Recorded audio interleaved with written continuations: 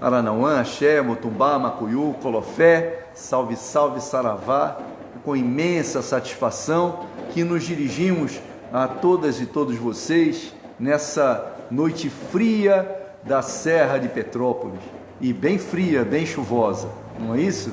Que bom que a gente estava numa seca danada também, não é? Chegou essa frente fria. Bom, antes de começarmos o nosso bate-papo da noite de hoje, nós estamos aqui reafirmando o nosso compromisso, que todos os filhos e filhas de Mãe Maria Elise Rivas, ligados à Ordem Iniciática do Cruzeiro Divino, todos os sacerdotes e sacerdotisas, nós nos comprometemos em fazer um enfrentamento a esse período de pandemia, né, buscando trazer reflexões, buscando trazer palavras de esperança, buscando sempre dar algum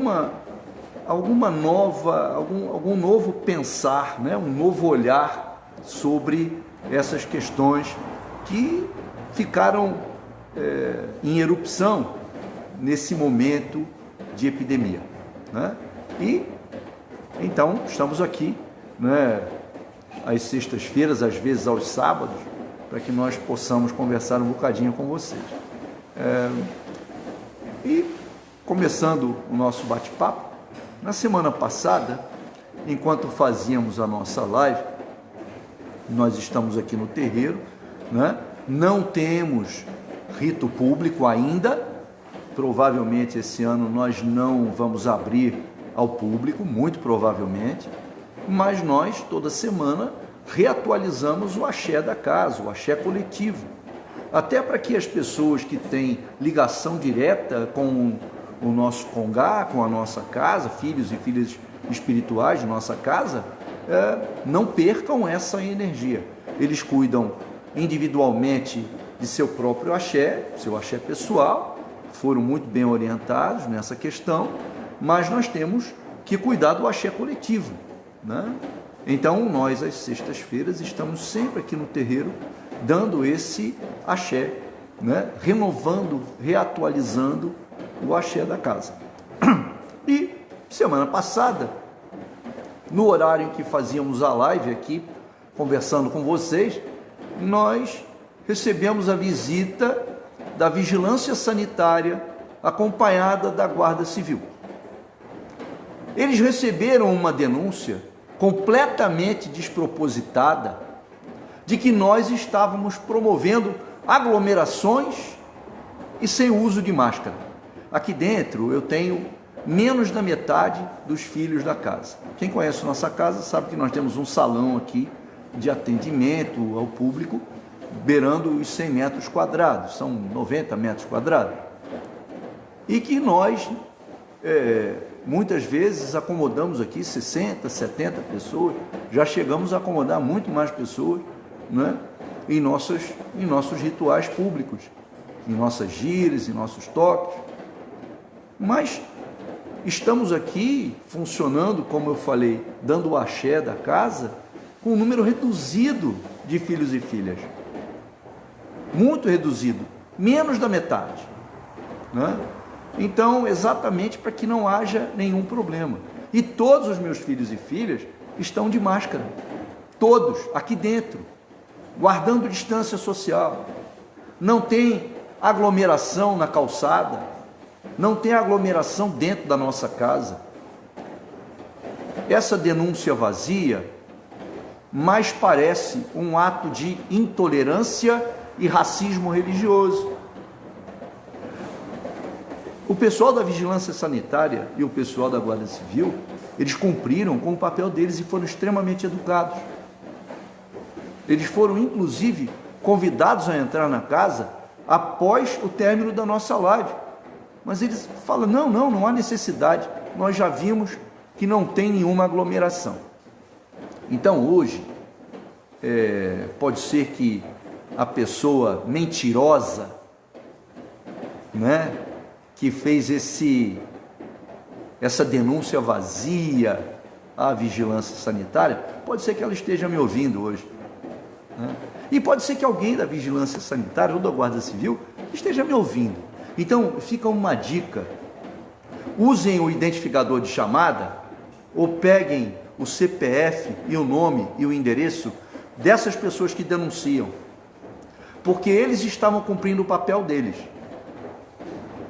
Eles estavam cumprindo o papel deles. Só que isso foi um trote de muito mau gosto e, volto a dizer, para mim, um ato de intolerância e de racismo religioso, né? Bom, mas seguindo aí nesse tema de racismo religioso, as pessoas falam, mas não existe racismo religioso. Existe sim. O racismo direcionado às religiões de matriz africana, às religiões afro-brasileiras. Existe sim uma intolerância dirigida diretamente às religiões afro-brasileiras. Vocês vejam que até a mídia oficial, né, sobrevaloriza algumas manchetes e etc., para tentar destruir, para tentar acabar com as religiões afro-brasileiras. Mas como isso? Há exemplo do que aconteceu no final do século XIX, início do século XX. Perseguição mesmo às religiões afro-brasileiras. Devo dizer para vocês que na época do Estado Novo, os canela preta, né, os policiais, principalmente aqueles ligados diretamente a Getúlio, perseguiam todos os terreiros, todas as choças e choupanas, Brasil afora. Há pouco tempo vocês devem ter visto uma manchete de jornal dizendo que a polícia devolveu artefatos das religiões afro-brasileiras que estavam presos com eles há não sei quantos anos, quase um século preso com eles. Olha que absurdo, não sei quanto tempo as coisas ficaram presas com eles. Nós já estamos no ano 2020. Vejam o que eclodiu das pessoas com essa pandemia. Pensava-se que as pessoas sairiam melhoradas da pandemia, mas o que aconteceu foi um verdadeiro vulcão de iniquidades, de maldades, de intolerância, de racismo, de perseguições religiosas. O que nós sofremos aqui foi perseguição e foi uma violência. Nós não levamos pedrada, nós não levamos nenhum tipo de agressão pessoal, né? Ninguém xingou a gente aqui na porta, mas vejam que eles enviaram o poder público para tentar nos coagir. Mal sabem eles que nós temos tomado todas as precauções em relação à saúde física, mental, espiritual e emocional de todos os nossos filhos e filhas e daqueles que frequentavam a nossa casa e que agora estão frequentando virtualmente. Pois é, gente, essa violência que fica meio velada, né, que fica meio escondida, que fica subliminar, ela passa desapercebida. Sabe por quê? Porque existe um racismo estrutural, um racismo que está arraigado no cerne da nossa sociedade e que atinge as pessoas naquilo que de mais interno, mais precioso as pessoas têm, que é a sua fé, que é a sua crença. Esse país ainda é laico, ainda, pelo menos, oficialmente, não se adotou nenhuma religião A, B ou C. Lamentavelmente, nós temos grupos religiosos, vou chamar de grupelho, lamento muito essa palavra, mas eu vou chamar de grupelho, porque eles não representam a totalidade de cristãos, eles não representam a totalidade do pensamento dos cristãos, mas são fundamentalistas, agressivos, racistas. Sim, são racistas. Ah, mas eu tenho amigo negro. Não quer dizer nada. Não quer dizer nada isso. Ah, mas você é um pai de santo branco. Eu nunca vou sofrer o que aquele que tem a vestimenta negra em sua pele sofre. Mas eu com certeza sou empático a essa dor e sou solidário a essa dor. Vocês sempre me viram falar a respeito disso aqui na casa. Sempre. Agora, é muito complexo todo esse processo pelo qual nós estamos vivendo. Dentro das escolas, o racismo é enorme, o racismo religioso é monstruoso. Ah, mas você está falando isso? Estou falando isso, sim. Sabe por quê?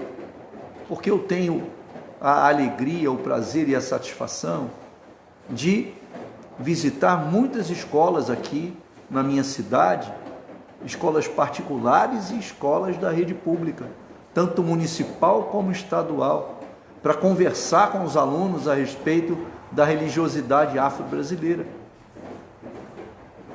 E é terrível você perceber que muitos alunos são proibidos pelos pais de conhecer a religiosidade afro-brasileira. São proibidos. Isso é um absurdo. Isso é triste de você perceber isso. Se para você ser religioso desta ou daquela crença precisa ser ignorante de outras coisas, essa religião não serve. A religião é para abrir sua mente, para abrir seu coração,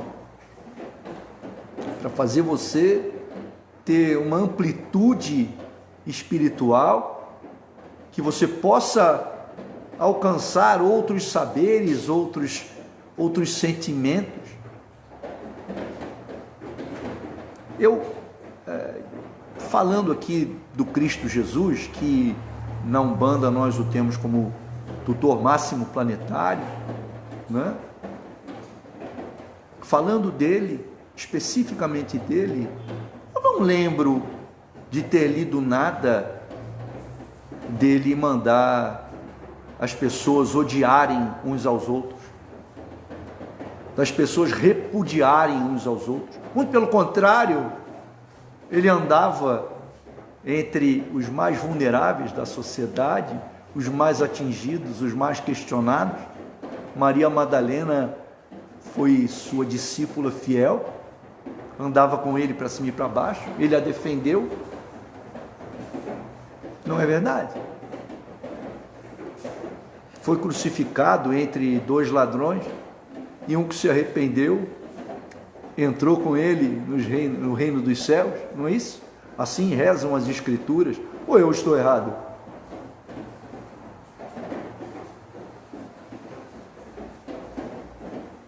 Então, gente, isso incomoda demais quando você vê que a cultura afro-brasileira ela é completamente desprestigiada, ela é desvalorizada, né? Ah, mas como é que você fala isso? Eu sou um sacerdote das religiões afro-brasileiras. Eu acho que desde os meus 14, 15 anos, porque antes eu era católico mesmo, frequentava a igreja de São Judas Tadeu, ali na Mosela, né? Frequentava com a minha avó, que me levava na igreja, eu frequentava.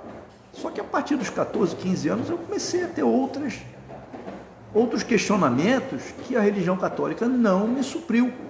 E aí eu fui buscar outros ensinamentos. E eu cheguei a Umbanda, felizmente.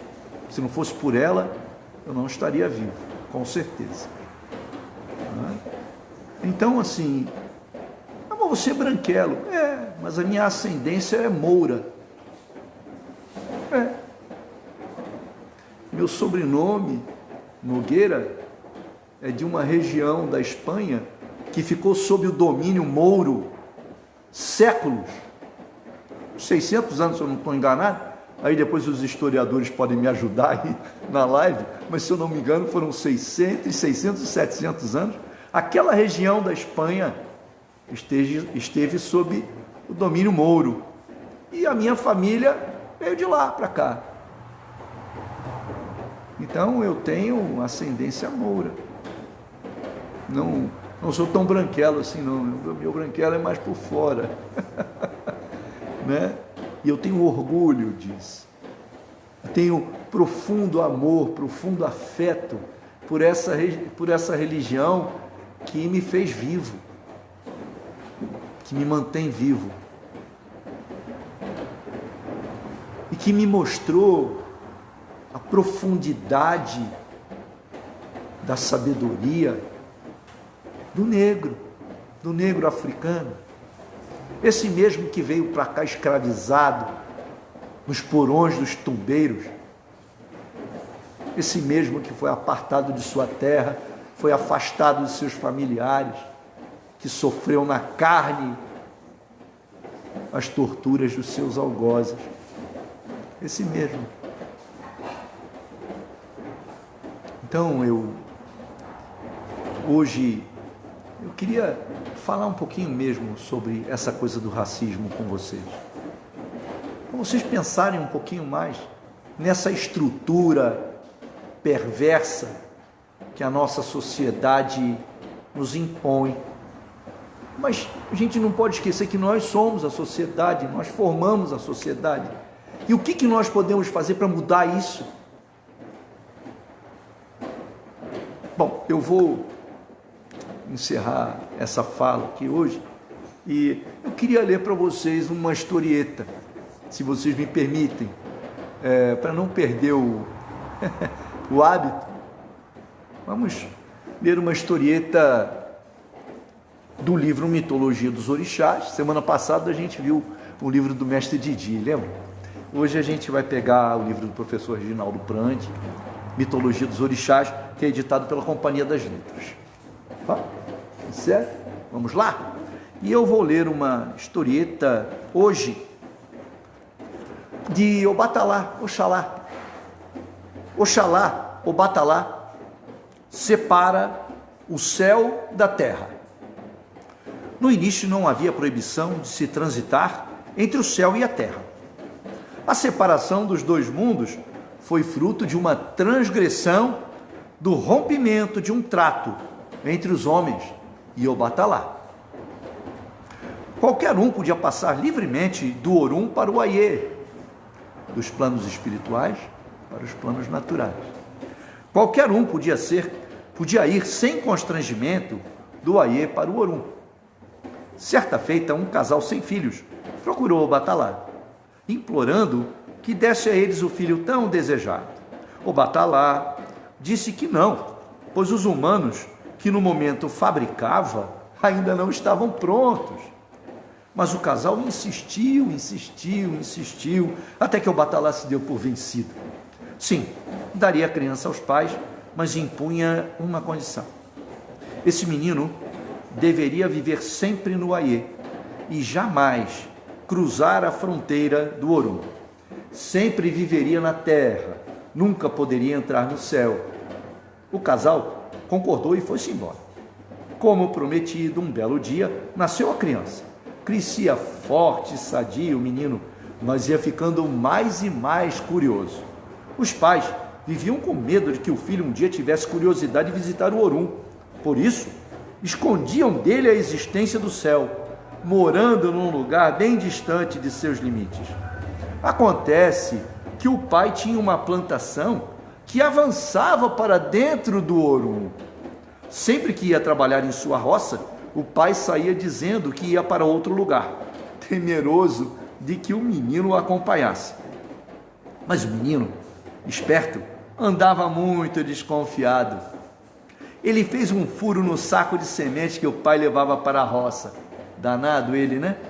E seguindo a trilha das sementes que caíam no caminho, conseguiu finalmente chegar ao céu. Ao entrar no Orum, foi imediatamente preso pelos soldados de Obatalá. Estava fascinado. Tudo ali era diferente, miraculoso.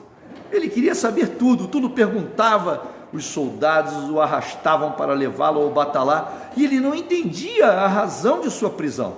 Esperneava, gritava, xingava os soldados, brigou com os soldados, fez muito barulho, armou um escarcéu com o rebuliço. O batalá veio saber o que estava acontecendo, reconheceu o menino que dera para o casal de velhos e ficou furioso com a quebra do tabu. O menino tinha entrado no Orum. Que atrevimento! Em sua fúria, o batalá bateu no chão com o seu báculo, ordenando a todos que acabassem com aquela confusão. Fez isso com tanta raiva que seu opá chorou. O seu cetro atravessou os 9 espaços do Orum. Quando o batalá retirou de volta o seu cetro, o seu báculo tinha ficado uma rachadura no universo. Dessa rachadura surgiu o firmamento, separando o Aiê do Orum para sempre. Desde então, os orixás ficaram residindo no Orum e os seres humanos confinados no Aiê. Somente após a morte, os homens, a humanidade, poderiam ingressar no Orum. Vejam o que uma transgressão fez. Vejam o que nós estamos fazendo com o nosso planeta.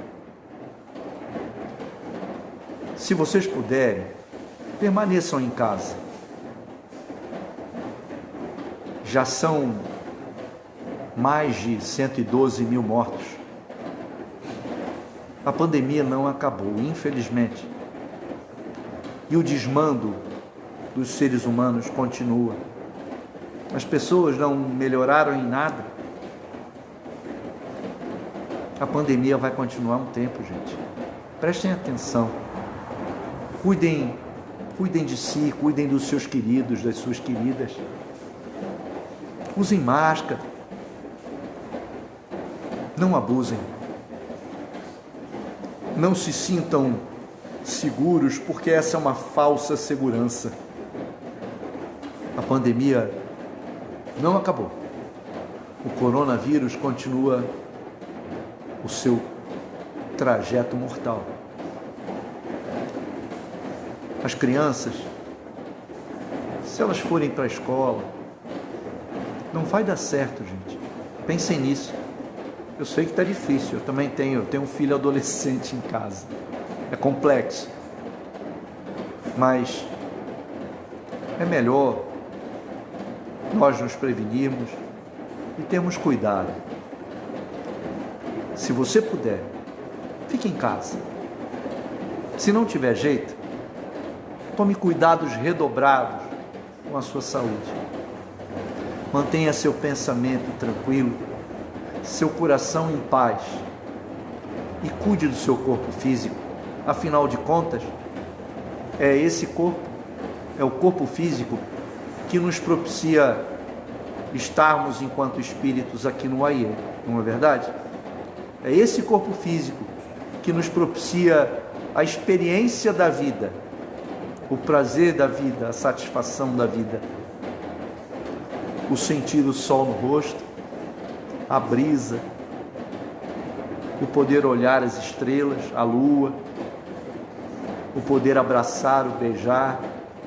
É esse corpo que nos propicia a experiência da vida. Então vamos cuidar da nossa mente, do nosso coração, do nosso corpo. Vamos cuidar do espírito. Que vocês tenham um excelente final de noite de sexta-feira.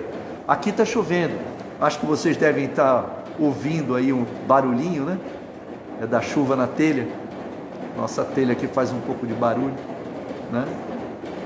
Que vocês tenham um excelente final de noite. Que vocês tenham um excelente final de semana. E lembrando que no dia 29, a partir das 3h30 da tarde, nós temos uma live fantástica, com muita cultura afro-brasileira, muita. Um jogo com capoeira, com Leci Brandão, com Mariene de Castro. Vai ser fantástico. no dia 29, sábado da semana que vem, das 3h30 às 10h30 da noite. Não percam, vocês estarão podendo contribuir com a rede de solidariedade para que nós possamos continuar distribuindo as cestas básicas para as pessoas em estado de vulnerabilidade. Nosso mais sincero e profundo agradecimento a todas e todos aqueles que vêm nos ajudando nessa tarefa, nessa rede de solidariedade.